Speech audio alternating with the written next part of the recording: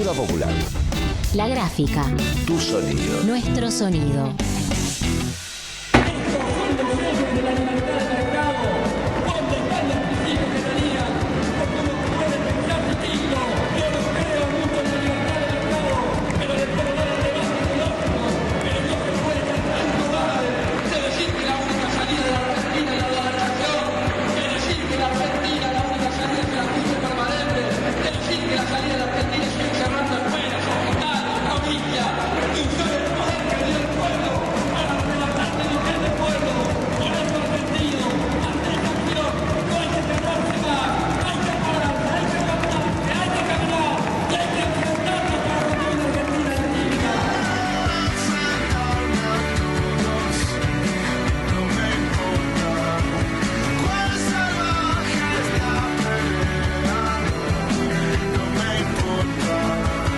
Tenemos que administrar nosotros los sectores conservadores liberales. Nos dejan a todos afuera, administran para 10. Pero esto no saben administrar. No. Si nosotros estamos de acuerdo igual que ellos, queremos presupuestos equilibrados, no queremos déficit fiscal, queremos buena recaudación, queremos, si podemos tener superávit presupuestario, tenerlo, pero queremos un país para todos. Estos quieren que se concentre. Y cuando protestábamos algunos por qué se concentraba tanto económicamente, me decía, quédate tranquilo, que cuando se llene el vaso, después el vaso derrama. Nunca vi un vaso tan prolijo, nunca derramó.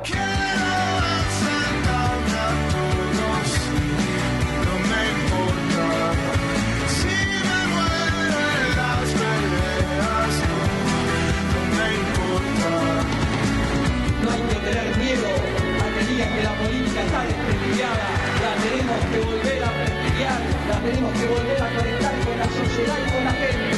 Que sepan todos los hombres y mujeres del mundo que la Argentina tiene muchos problemas, pero que la Argentina no está en venta, que a la Argentina la vamos a volver a poner de pie.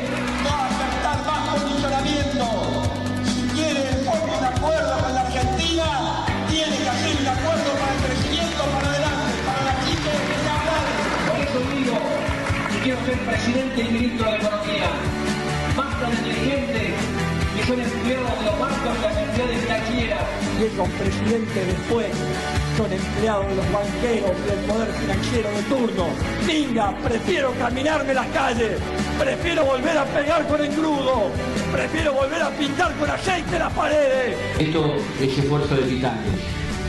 14:41 y le damos la bienvenida, sí, escuchando algunas de las intervenciones de Néstor Kirchner, este nuevo aniversario de su cumpleaños, 25 de febrero, que trae muchas intervenciones en este momento político para ir al debate, ¿no? Un poco lo que está sucediendo. Lucho, buenas tardes, ¿cómo andás? Bien, chicos. Ahora se dicen chicos. Ah, sí, a todos, chicos. sí, están chicos. Antes uno era más serio cuando iba ¿Cómo andan, chicos? Ahí está. Bien, qué sé yo. Muy rápida la realidad. Muy rápida y qué lindo. No sé si es el mejor término, pero escucharlo a Néstor, un tipo que podía simplificar los grandes vectores en una mirada común y marcar el rumbo, ¿no? Conducción le llaman. Claro, se llama conducción. Creo que justamente estábamos hablando hace un ratito de... Veníamos haciendo un poquito un repaso de aquellos análisis cliché o anales de la política, ¿no? Donde previo al triunfo de Javier Milei... Tradicionales, ¿no? Decíamos... Uno, no sé, se imaginaba cómo podía ser un gobierno de Massa, se imaginaba un gobierno de Patricia Bullrich, pero nadie se imaginaba cómo hubiera sido un gobierno de Javier Milei, ¿no? Y lo primero a lo que íbamos, a los análisis tradicionales, que no iba a tener diputados, que no iba a tener senadores, que no iba a tener gobernadores, que iba a estar obligado a negociar. Bueno, rompió todos los esquemas. No, evidentemente hay un soporte que tiene que ver con el poder real en la Argentina, que le está dando un bonus track. Lo novedoso es que es capaz de romper hasta con los espacios institucionales de derecha, ¿no?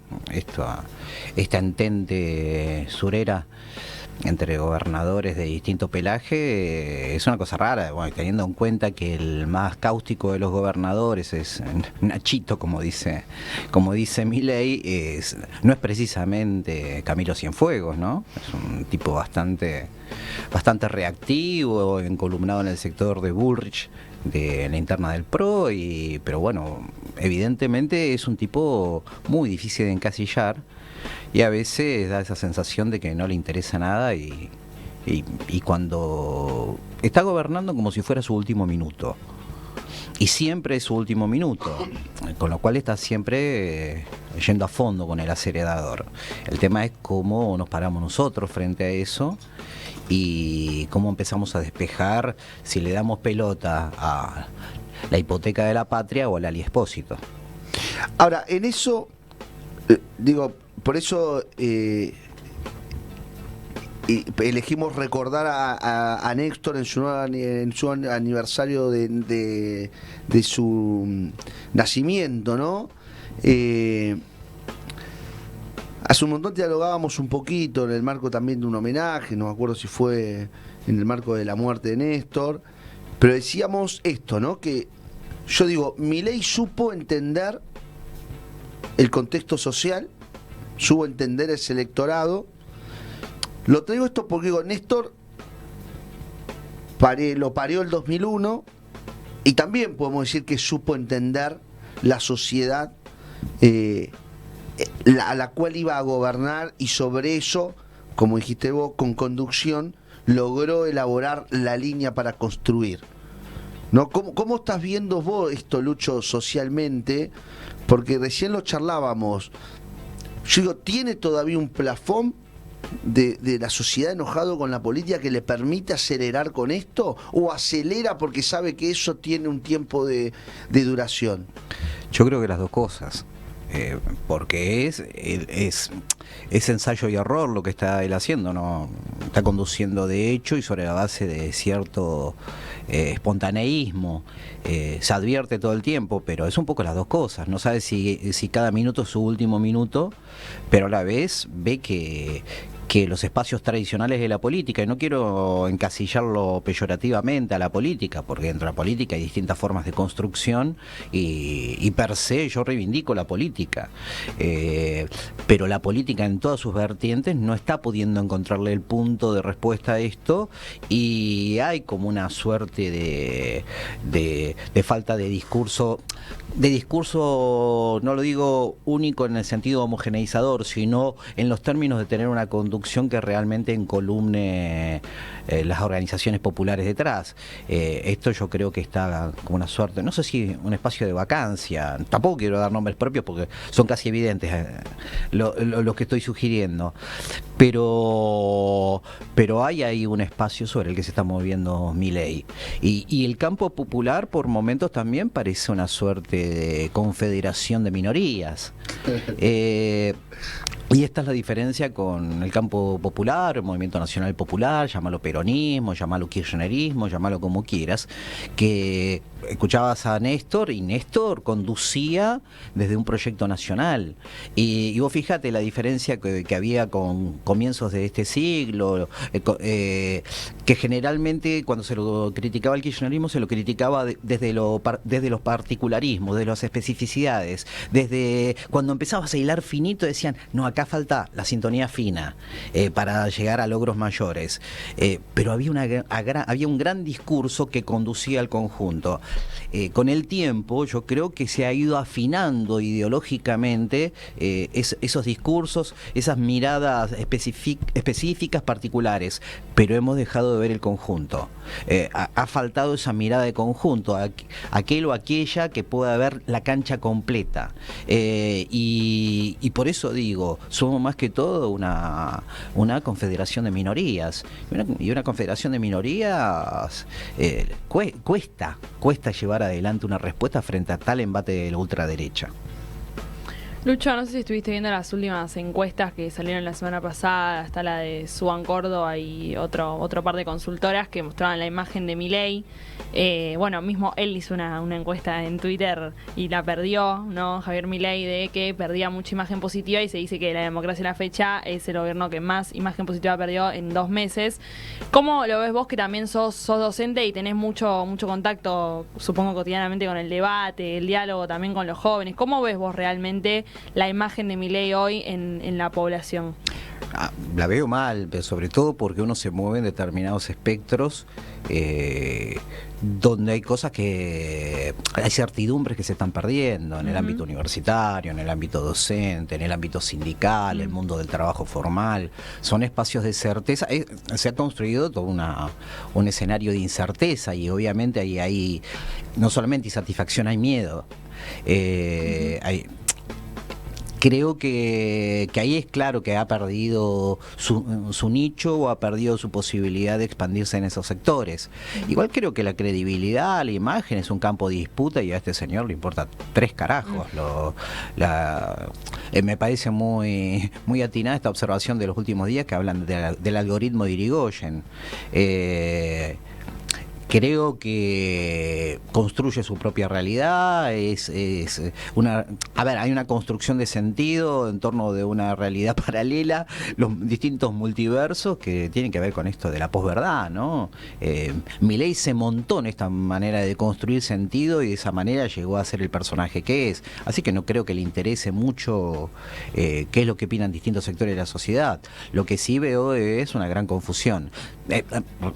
No le quiero esquivar la pregunta y lo digo claramente. Sí, creo que perdió mucha imagen positiva, y la imagen negativa crece, pero creo que hay que unificar eso en organización.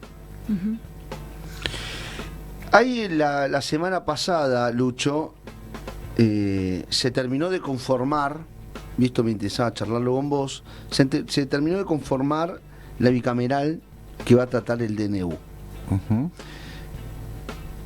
Hay diferentes análisis sobre eso, ¿no? Bueno, un sector del kirchnerismo y el peronismo plantea que tiene que ir directamente al recinto porque se han vencido los plazos. ¿Cómo estás viendo jurídicamente, podemos decirlo, este armado de la bicameral? Primero, un dato, no me sale ahora en este momento, pero estaba presidida por un defensor de genocidas y defensor de la última dictadura cívico-militar, el senador riojano por la libertad avanza. Creo que es Negación, que no me sale el nombre en este momento. Pero, no es una interpretación libre. La Constitución dice que la bicameral se va a conformar en orden a las representaciones políticas de las cámaras. Juan Carlos Pagotto, abogado en juicios de lesa y tristemente célebre en La Rioja. Bueno, lo cierto es que la Constitución, en el artículo 99, inciso 3, habla de la bicameral, y esa bicameral tiene que estar constituida conforme las representaciones proporcionales del Congreso, y la forma de determinar eso es el sistema DONT. Claramente a Unión por la Patria lo están dejando afuera.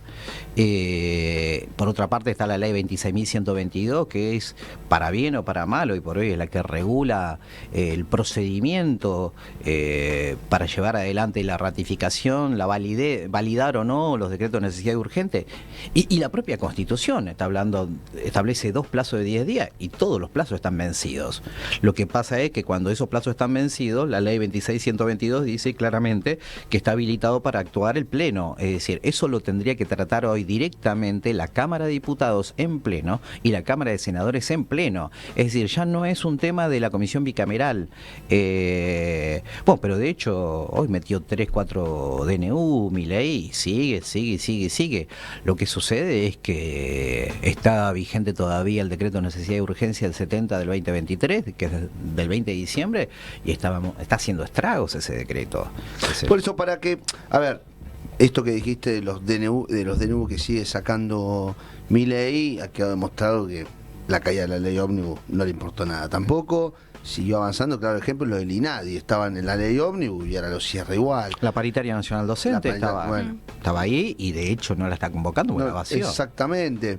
Por eso digo, rompe con todos esos moldes a los que estábamos acostumbrados. Bueno, la semana pasada hablábamos alrededor de la CGT también, ¿no? Que la dificultad también nadie tiene interlocutor con nadie. Ahora, para que lo entienda el oyente, ahora se conformó la bicameral. ¿Se va a discutir en la bicameral? ¿Se cae o no se cae el DNU? Exacto.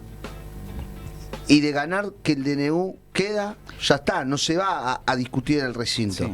A ver, es muy sencillo. Yo tuve que celebrar un contrato de alquiler la semana pasada y fue libre albedrío entre libertad de contratación entre el dueño del departamento y yo. ¿Por qué? Porque no había ley de alquileres y la ley de alquileres se la llevó puesta al DNU. Si cae el DNU, vuelve la ley de alquileres. Es lo que está pasando en todos lados. Y firmé un contrato por 6 meses. Y si hubiera estado la ley de alquileres, firmaba un contrato por 3 años. Claro. Y lo que yo firmaba tenía que ver en la medida que cómo crecía mi sueldo. Y ahora estoy viviendo de acuerdo a cómo crece la inflación. A ver, más en criollo que eso, imposible. Me quedé pensando esto de no hay interlocución. Es un modus operandi, ¿no? Me quedé con eso porque Nacho Torres tampoco tenía interlocución y lo buscó a través de Macri y Macri no pudo encontrar un interlocutor en el gobierno. Claro. Si Voldemort no puede conseguir un interlocutor en el gobierno, estamos fritos. Entonces, por eso digo, es complejo. Ahora, este jueves, este contendido se vuelve a juntar la bicameral. Sí. Empiezan a discutir. En el hipotético caso que el DNU quede vigente, ahí te la agarro, ¿no? Pero vamos a que quede vigente. El aspecto laboral, hasta que la Corte no resuelva, sigue parado. Mirá, lo que está planteando es la Cámara Nacional de Operaciones del Trabajo en feria dictó un pronunciamiento interesante porque no se mete con las cuestiones de fondo, se mete con las cuestiones de forma. Es decir, ¿qué es lo que tiene que determinar la bicameral?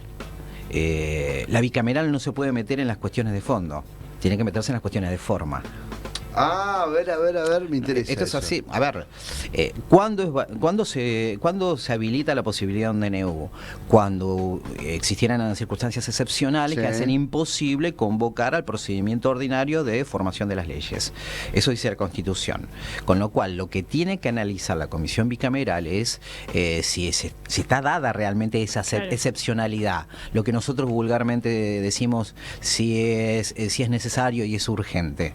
Eso es lo que tiene que analizar. Ahora, con lo cual lo puedo analizar en bloque o no. Y después, pero si lo tiene que tratar el Pleno va a las cuestiones de fondo.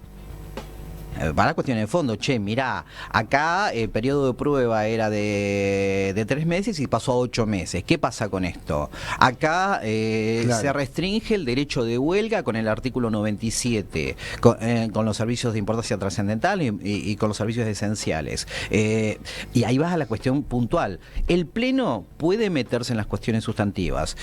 La Comisión Bicameral se mete en las cuestiones de forma.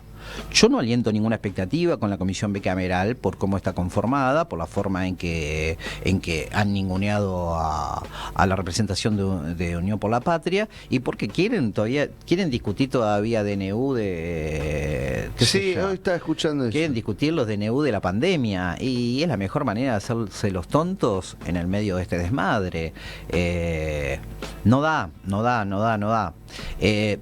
Yo lo que creo es que, volviendo al tema, a la pregunta original, la Cámara Nacional de Operaciones del Trabajo dio un pronunciamiento enfocado en las cuestiones de fondo, de forma, las cuestiones de validación formal, en el sentido que no está dada esa excepcionalidad que permitiera habilitar la sanción, el dictado de un DNU. Creo que eso de alguna manera va a estar en tensión con lo que pueda llegar a decir la bicameral. Pero me pareció muy interesante. La Cámara Nacional del Trabajo dio herramientas para que cualquier aspecto del DNU pueda ser observado desde ese lugar. Bueno, es decir, bajo el mismo argumento, yo digo, todo lo que tiene que ver con alquileres, en realidad también estaría involucrado bajo el mismo razonamiento que tomó la Cámara del Trabajo. ¿Por qué? Porque no se metió con el principio protectorio, que ni con la huelga, ni esto, ni en aquello. No, este DNU no es necesario, no es urgente, no se dan las cuestiones de excepcionalidad que permitan o habiliten a su dictado. Ahora, por eso, en ese mismo sentido, insisto con esta pregunta, si el DNU es aprobado en esta bicameral y empieza a regir el DNU, no así la parte laboral. Para mí va a haber un choque, una tensión entre poderes. Para mí va a haber una tensión entre poderes. Por lo pronto, hoy es una sentencia definitiva. Por eso que tiene que resolver, porque está el planteo ante la Corte. Sí, pero hasta que la Corte no resuelva. La Corte no es una instancia ordinaria. La Corte es una instancia extraordinaria que se llega a través del caso federal. Por la vía ordinaria ya hay una sentencia definitiva que tiene que ser aplicable. De hecho, se está aplicando porque no se puede. Está bien, pero ¿y si la Corte lo da vuelta? Y yo creo que si la Corte lo da vuelta, queda todo quedado al criterio de la bicameral. Si la Corte hace caer la invalidez, vuelve a ser válido el DNU plenamente, y hasta tanto no lo rechace la bicameral, está vigente. Te deprimí. O sea, está todo en manos de la Corte. Está todo en manos de la Corte, pero ahí también incluso puede llegar a haber un conflicto de poderes. Puede haber un conflicto de poderes entre lo que diga la bicameral y la Corte. Es muy grotesco el DNU, es muy grotesco. Es muy grotesco. O sea, hace un par de meses estábamos yendo a tribunales a pedir el juicio político y destitución a los 4 integrantes de la Corte. Hoy se pueden transformar como Torres, digamos. Sí, pero Moreno dice que son buenos, son peronistas ellos. Por eso ahora se pueden transformar en aliados como Torres y... Sí, yo creo que estamos muy lábiles con las alianzas. A ver, vos fíjate una cosa, muy ligero esto. Sí. El 20 de diciembre se dictó el DNU, ¿no? ¿Por qué? Porque el Congreso estaba en receso. El 26 de diciembre se convocó a extraordinarias. Claro. Sí. Y el 27, un día después, se incorporó el proyecto de ley ómnibus al Congreso. Dato, el proyecto de ley ómnibus no se había incorporado en las extraordinarias, recién se incorporó como 15 días después y se estuvo tratando sin siquiera estar en el temario extraordinaria. ¿Y a dónde voy? Es, si vos podías convocar extraordinarias, ¿para qué dictaste el DNU? Claro. ¿Para qué ¿Y por qué no metiste los mismos temas que iban en el DNU, lo metías en extraordinarias? Nada de eso sucedió. Ni siquiera con el proyecto de ley ómnibus lo metieron. Lo metieron tardíamente cuando prorrogaron las sesiones hasta el 15 de febrero. Y un elemento clave para la caída del ómnibus fue también el paro del 24 de enero, ¿no? Sí, yo creo que sí. Estoy convencido de eso. Del mismo modo que el proyecto de ley ómnibus no fue casual. El 26 se convoca extraordinarias, no estaba el proyecto de ley ómnibus y se incorpora el 27 coetáneamente, al mismo momento que se hizo la movilización a la Corte. Fue una respuesta directa y no, yo creo que el movimiento obrero está haciendo las cosas bien. ¿Y ves una posibilidad nuevamente de convocatoria a un paro masivo, con o sin movilización? ¿Te parece que serviría también como para...? Yo creo que hay que hacer dos lecturas. Posible, sí, claramente lo veo posible. Justificado, claramente está justificado. Sobran los motivos, como diría Sabina. Sobran los motivos. Lo que sí es que hay que empezar a estudiar muy bien la correlación de fuerzas y hacer tiempista. ¿Por qué? Porque es una herramienta que hay que cuidar mucho para no invalidarla. Por eso creo en la conflictividad. No es que crea y no es parte de una estrategia, sino hasta la propia dinámica de lo que está sucediendo está llevando a una conflictividad sectorial. Sí, que todavía no... Yo en esto diciendo, porque todavía no hay los niveles de conflictividad que hemos vivido en otra época. Todavía no están esos niveles de conflictividad. 2 meses. Por eso, no están todos esos niveles de conflictividad. A mí me preocupa eso, en esto de que hemos charlado muchas veces acá, la construcción del discurso. Yo a veces pienso, lo voy a decir aquí abiertamente en el aire para todos mis oyentes, a todos los oyentes del Cielo Plaza Alto, yo a veces veo poca voluntad política de que el DNU caiga. Yo creo que no me animaría tanto, ¿eh? No lo puedo. Acuérdense de este día, ¿eh? Sí. ¿Qué día es? 26 de febrero. Yo no veo voluntad política que el DNU caiga. No lo puedo aseverar ni por sí ni por no, pero lo que sí estoy viendo que se está un poco perdido. Esto de la conflictividad tiene que ver también porque, a ver, la mayor parte de las organizaciones sindicales tienen, por no decir casi todas, tienen su fuerte en un movimiento obrero bajo relaciones laborales formales, que son un contingente que apoyó en gran parte, se constituyeron en la base electoral de este gobierno. Mal que nos pese, ha sido así. Yo creo que hay una ponderación ahí de cómo avanzan en la conflictividad o no. Era un debate, bueno, el paro docente de hoy no estuvo desprovisto de debates. Se llamó a una falsa paritaria para mañana. Eso significaba... ¿Se sostenía el paro de hoy? ¿No se sostenía? ¿Se hace el miércoles el paro? Y hay toda una duda ahí alrededor. A mí me parece que hay que observar con mucho detenimiento lo que pasó el otro día con el paro de la fraternidad. Uh-huh. No se convocó a conciliación obligatoria. No se dictó la conciliación obligatoria. Por eso yo insisto con esto de que rompe con todo lo tradicional. A ver, porque yo lo escuchaba a Maturano cuando dijo: desde la Secretaría de Trabajo nos informa que el gobierno dijo que no es política convocar a conciliación obligatoria. ¿Y qué haces? A ver, dejó libres a las partes para que suceda lo que sea. A ver, pero con millones de personas varadas volviendo al trabajo. Pero a ver, así todo, por eso insisto con esto. Así todo, el tipo dice: yo no voy a declarar ninguna conciliación. Entonces me quedo con esto que Massa, eso trascendido de la reunión de Massa previo al paro del 24, cuando la CGT le dice: bueno, y después del paro del 24, ¿qué hace? A ver, Massa no es santo de mi devoción, no lo ha sido jamás, pero tenía... Pero es lo que te digo. Coincido, comparto el criterio. ¿Entendés? ¿Y después qué pasa? Es decir, no, porque sobran los motivos para hacer un paro general ya, sobran los motivos para hacer un paro el mes que viene. Pero el problema es cuál es la salida política. Yo creo... Lo que no se visualiza, y lo que no se visualiza por abajo, por eso yo en esta... Tengo mucha discusión estos días, porque digo... No se visualiza por abajo la salida. En todos lados donde hay debates y asamblea, Lucho, la gente no habla de representación política. Está quebrada. No, claramente. Por lo tanto, yo digo, metele un paro, pero no está la representación por la salida política. Coincido plenamente. Visto desde el punto de vista estrictamente sindical, también hay una cuestión. ¿A quién le estamos hablando?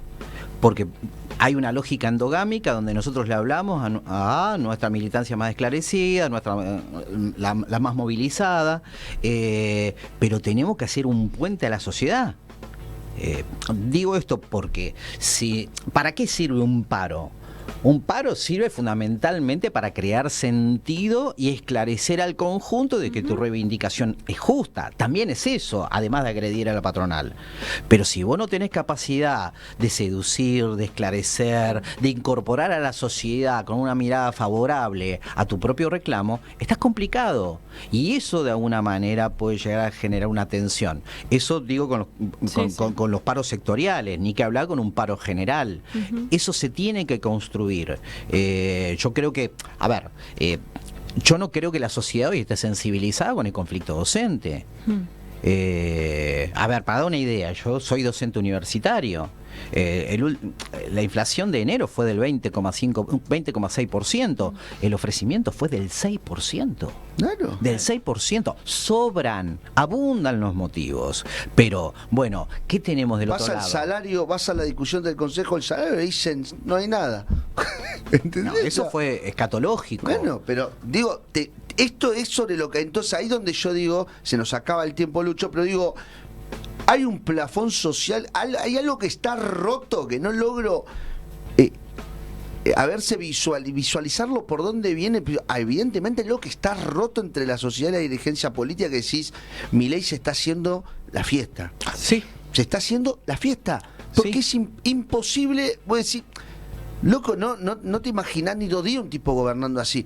Bueno, está gobernando. No está gobernando y con cierto margen de eficacia para el desmadre que está haciendo.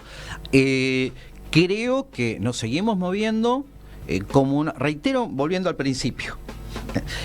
Seguimos moviéndonos como una suerte de confederación de minorías y hace falta una gran mirada unificadora, no desde el pensamiento único, sino de una mirada realmente que aborde el conjunto, y esto implica también un fuerte debate hacia adentro de lo sindical, pero sobre todo los espacios políticos que integran el campo popular. ¿Por qué? En esta mirada tenemos que convocar a sectores de centro derecha, tenemos que convocar a la derecha. ¿Qué nos une? ¿Qué no nos une? Tráemelo a Torres, yo tengo los diputados de Torres, entra la reforma laboral como un proyecto de ley al Congreso y lo votan con las 2 manos. Es decir, bueno, ¿qué cosas estamos dispuestos a avanzar y qué no? Porque la ultraderecha nos une a todos. Pero ya sabemos que estas encrucijadas no suelen ser muy agradables. La experiencia de 1999 frente al sadomenemismo fue la alianza, y cada vez que algo se cae en el medio de un desmadre y lo que puede ser un levantamiento popular, esto o lo que fuera, cuidado, la derecha es mucho más hábil que nosotros. Totalmente. Lucho, se nos acabó el tiempo, 15:09, te agradecemos muchísimo estos minutos con nosotros acá en el Cielo por Asalto. Te vamos a volver a traer porque creo que se vienen tiempos muy revoltosos. Para vos. Porque a veces necesitamos estas. Mientras sean revoltosos y no revolcados. Así que nos vamos a un breve corte y vamos a estar en una comunicación telefónica. Meet se dice telefónica ahora. Virtual. Una comunicación virtual con Ingrid Manfred de la Junta Interna de ATE Desarrollo Social. Así que Cata, te propongo, vamos a un corte. Lucho, nuevamente, gracias y nos vemos en breve. La Gráfica. Nuestra voz y la tuya en el mismo aire. Noticias. Política.